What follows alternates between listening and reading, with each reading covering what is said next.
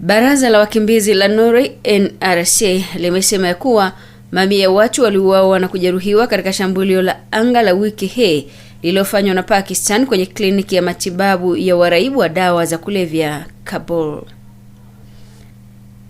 Mkurugenzi wa NRC nchini Afghanistan, Jacobs Karidi, amesema shirika hilo lisilo la kiserikali lilikuwa na timu za maafisa wake katika eneo hilo muda mfupi baada ya mashambulizi hayo kusaidia katika juhudi za uokoaji.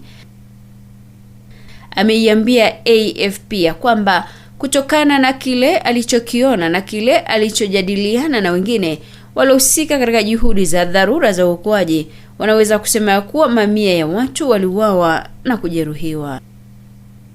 Karidi alithibitisha kushambuliwa kwa kituo hicho cha matibabu na kusema moja ya majengo yake lilichomwa na kuharibiwa kabisa.